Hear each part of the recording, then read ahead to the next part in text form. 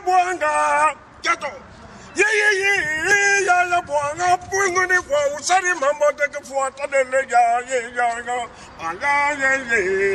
ya Monsieur Totonoué, aïe aïe. Tokolembate,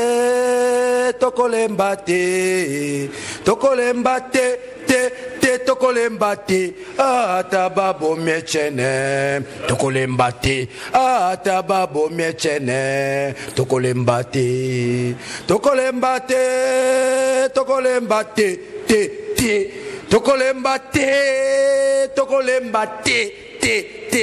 Pourquoi j'ai commencé par la chanson? Na bandi na loembo pona nini. Natanga bakoko na biso nzembo zalaki message.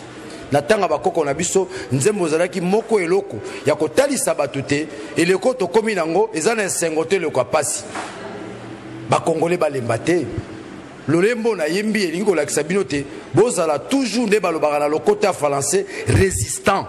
Sans la résistance, Kabila Rokeneneti, Nasuka, Asali pe 10 ans. Tous en la résistance. Discours Totikolanda, le kola discours et l'obami na planète Mars. Donc on dirait Kabila vivra na côté. Atali sibisote, Molia ezali. Atali bisote, Ma ezali. Atali sote, Kelasi abaneza malamu.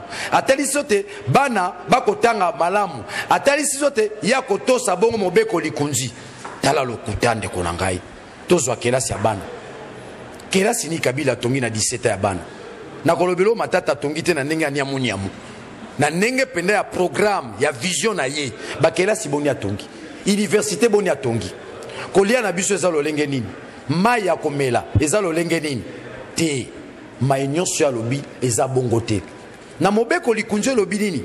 Bana na biso l'école primaire et sengeli bongo batanga o babengi na lokota français la gratuité de l'enseignement mais constitution lobi bongo bana na biso moto futaka mbongo gratuité enseignement za la rate na mobeko likunzi ba lobi na lokota français retenu à la source de 40% et za la rate.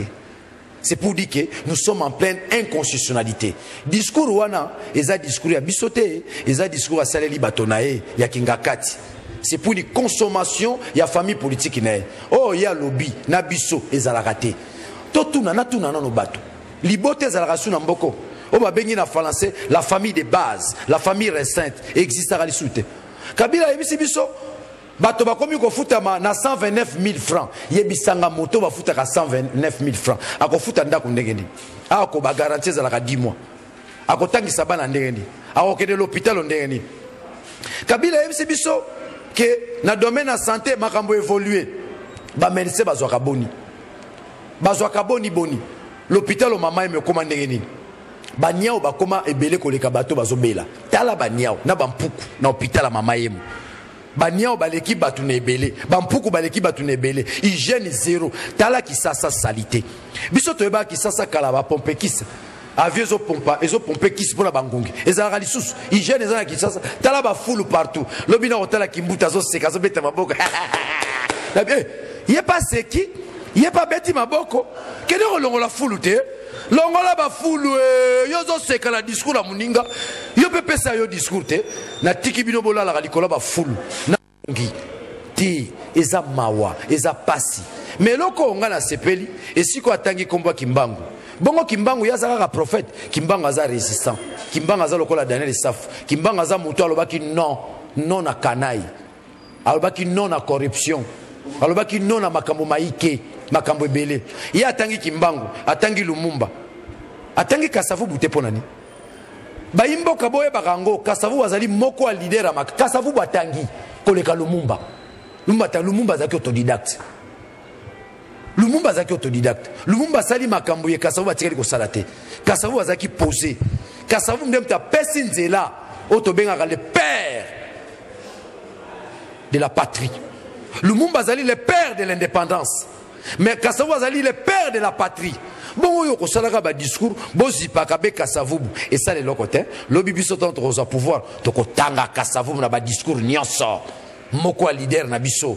Donc discours wana ezali discours te pesi biso kimia et pesi biso kanda na mutema na mawa eza discours te et si ko biso bande ko zelela ye aloba ete bana mboka bolimbisa ngai mosalo na salaki na sali yango malamu te na échoué na mikolo koya na ko démissionner mais to moni moto ako dinda makaka ako dindama adindami pouvoir mais si ko to kozela ye esika ba dépôt ba candidature ce qui a solo penza ya ze lombe acha candidature na présidence totala ye poto ndima penda solo penda moto yo azwi biso Congo komi bilanga masango na ye Congo komi bilanga loso na ye Congo ezelo ko batikela ye Congo za biso nyonso eza Daniel Safu eza Kabila eza Atundu eza Mende eza yo pende konanga journaliste osola nangai mingi mboko photo ye bageza ba journaliste bato baki ko kundola mboka ye eyeba na mokili mobimba bazalaka ba journaliste te ba staley bazalaka ba journaliste ata ko Tambwe Mwamba akomona biso lokola biloko yo yende moto solo Tambwe Mwamba Alexis discours yo esali biso malamu te eza bongo discours etondami bongo na lokuta na kikola kiso lokuta na esika nyonso Kabila zo ba croissance ya bilenge ba komi ebele na nzela kelasi oh soki bato bazaki 10 000 na 2010 mais na 2020 ba ma 20 000 mais bino nini bino bozui pona kotalisa te bana bakomi baike esengeli to tongela bango bikoteli ya kelasi batongi yango basali yango te lobi na komona chibala nzenza zo beta maboko ah viena ngai okomi moto na makila Rossi okomi moto na makila Kapangala okomi moto na makila Daniel tango nyonso to bimaka babeta biso ba gaz na miso babeta biso ngondo na nzoto yo chibala omela whisky omela vin oliangulu batumba supandakala Ponduna Thompson liaka malamu papa na ngai tonda pe malamu melaka mai pe maka pe soko lie pema babenga ngo repos mais suka lango ezali tu payeras cash bien que souci ya peuple ya lete akenda souci ya peuple ya ngwana souci ya peuple ya lete maponomi ma salama mais loko ni na lobby ya malonga pona maponomi aibi très bien que population elingi machine à voler te aibi bien que population elingi 6 millions d'effectifs wanate mais aloba atako eloko mokote na matali population donc ils allaient ko se manquer na peuple na biso mais jusqu'à quand est-ce que Batoba au Kamamboka Nanko va continuer à se manquer na peuple congolais pe na souffrance na bango to ebe te to ko bunda bitumba o mbala oyo pe na mbula oyo elonga yali merci. Ce peuple congolais faut retenir ce qui tolanda ki angongai personnellement ali pona ebaki keta musumo pandisa ngwa tuna ngai po David Makambo Mese Kabila Lubaka tango peuple congolais lobby aza espère na ba projet inachevé voilà conséquence ya Makambo nyonso Mese Kabila lobby lokuta na lokuta bosolo ata moko te bimi na kati ya maloba na ye et puis Dédé Mese Kabila beti masolo ya pays normal était abeti masolo ya pays de rêve nyonso ya lobby wana na ndoto et en effet mais na vie réelle pour la population Makambo wana Mese Kabila lobby totikala jamais komona yango ni ko bénéficier na yango tant que Mese Kabila a lobby abundi pona koluka ko réduire toi chômage à 15% biso to lobby ali lokuta yebisanga c'est que Mese Kabila reconnaître ba licencié nyonso bakana bakabine bakumbi wewa nyonso boye ba yango ali misalo Mese Kabila bundeli bino pa luka réduire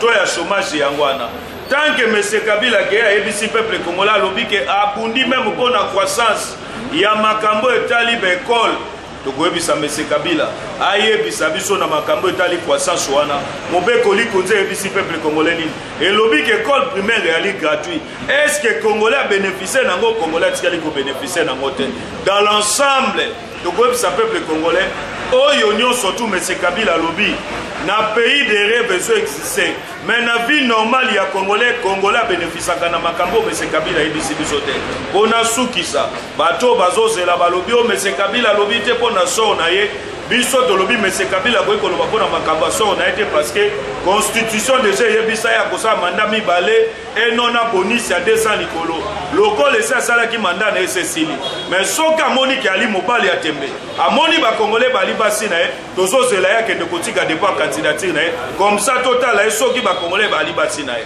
o na boy ko loba yango ya bwanga gato ya bwanga pungu ni kwa usari mambo de kufuata de